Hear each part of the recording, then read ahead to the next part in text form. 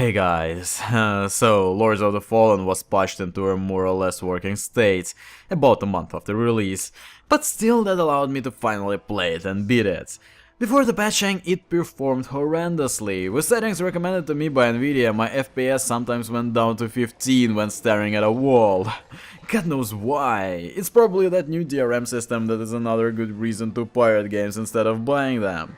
Now, after the patching and a bit of tweaking, it stays higher than 60 most of the time, when I'm not frapsing, of course. I mean, I still cannot run Nvidia Turbulence on my 680 and had to put all the settings on high. But at least it works and doesn't crash like every hour the way it did before the patching.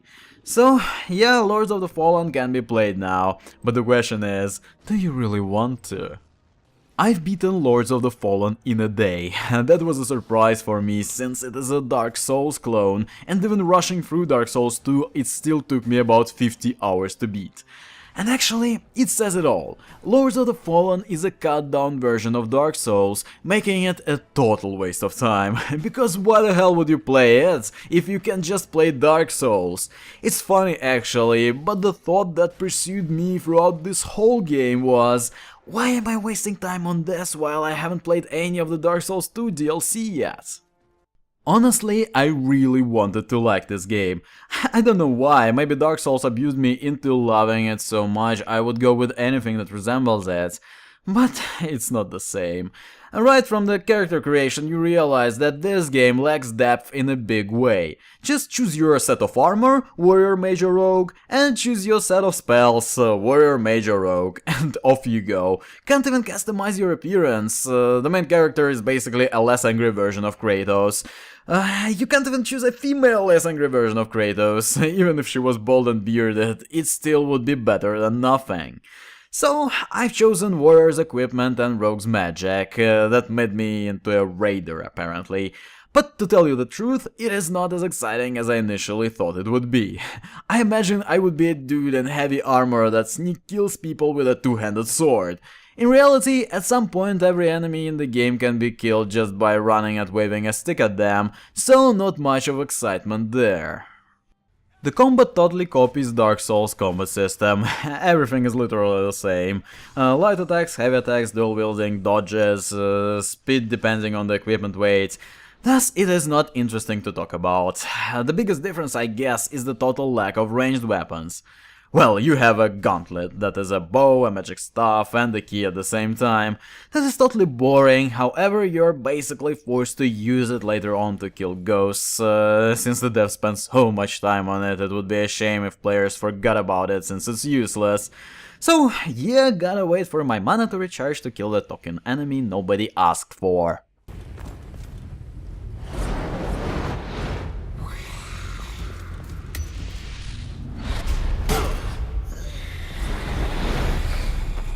Enemies in the game in general are kinda boring to fight. First of all, there is not much of a variety there. Throughout the game you fight the demon-looking guys with a generic fantasy demon name I totally forgot, and it is pretty much it. Oh, and there are also spiders.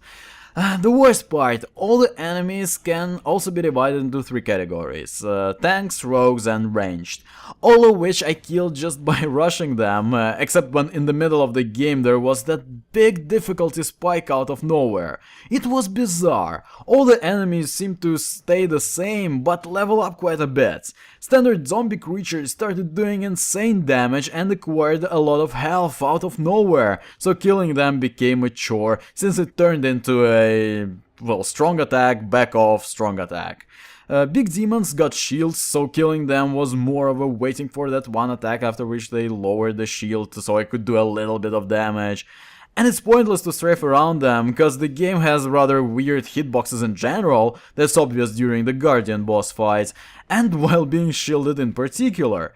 To me it seems that while the shield is up, the whole front part is considered to be shielded, so to do damage you need to be hitting enemies directly from the back, cause hitting them from the side never worked for me and my character is too slow to be able to hit an enemy from the back before it turns. That made every fight mid-game just a drag. Well, every enemy late-game just became an annoying nuisance since I could do and absorb insane amounts of damage.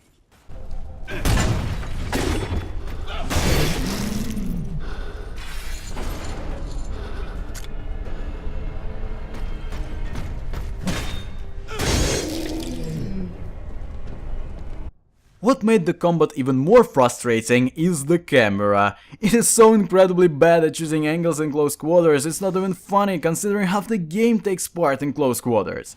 Sometimes it just starts spinning around like crazy and you don't know what the fuck is going on. The last time I was so frustrated at the camera was in Darksiders games, I think.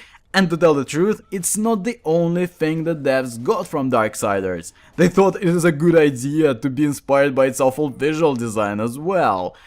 I know it is a personal preference, but everything in the game looks over-designed that makes it really hard on the eye. Armor in Dark Souls looks cool because you clearly see the thought, the unique feature behind each set and what it's supposed to represent. In Lords of the Fallen, it's more of a case of as many spikes and skulls for evil guys and yellow and gold for priests. And I ended up wearing fabulous purple for some reason. Before I get to the bosses, I want to mention one more thing that bothers me. Animations during dialogue. They are so fucking weird, I just can't get over it. Every dialogue feels like the voices and the bodies exist in two different dimensions. The gestures, the body language, the lip flops, all is just incredibly unsettling, like characters are those weird possessed puppets that are about to come alive and eat your face. Maybe it is the way it is, cause the animations and dialogue were an afterthought, since I don't have any problems with any other animations in the game, but since the camera zooms in whenever you're chatting with someone, all the horribleness is just in your face. There's a wealth of buried treasure over there, and I intend to take my share. What's on the other side of the pathway? It separates our world from the Rogar realm. It leads to an abandoned temple that once belonged to humans. Now with that out of the way, the bosses, or the lords as the game calls them, most of which don't even seem to have any lore behind them other than a big evil demon man. Well, long story short, they are easy and quite dull to fight. Every single boss can be killed just by strafing around it and attacking its back. Most problems I had was with the champion, who took me 5 tries to beat, and with the graveyard one, who took me 4 tries and is the most interesting fight in the game. Every other boss I've killed from the first attempt, even the last lord who was set out to be that incredibly powerful being. Some of the bosses, like the portal one, are so incredibly easy, I found regular enemies more intimidating than he was. Actually, it is a problem that the game has in its whole. It is way too easy for a Dark Souls clone. Bosses are way too forgiving and predictable, while everything in between the bosses can be easily dealt with if you've got enough patience. You see, unlike Dark Souls, enemies do not respawn whenever you use a save point and get your health and potions back. Meaning, if you were damaged, just run back to the save point and heal, which means you almost got infinite health. They tried to counter it with giving you an XP multiplier every time you kill an enemy, which you lose if you save. But do people actually care? I didn't bother with it at all, and I beat the game just fine. Yeah, it is a risk-reward thing, but it doesn't work if you don't actually need to use it. Overall, Lords of the Fallen has no reason to exist and no reason to be played. I guess the only value it has is an introduction to the Souls series. But again, if you want an introduction to a Souls game, why don't you just play a Souls game instead? I think the whole idea could have worked if it was a step forward from the Souls games, like it would be even more hardcore and unforgiving. But it is a step back, which makes it just uninteresting. But apparently the game sold well, so let's just hope the devs will use that money for something original, because they clearly have an ability to make a good game. Just don't make Lords of the Fallen 2. It will be twice as pointless as the first one. Besides, your generic fantasy story has ended. I've killed God, for the fuck's sake. You just can't get bigger than that. Unless it's 2 gods, I guess. So, thanks for watching, guys. The name is GrrrVahrrr, and I shall see you from within my next video.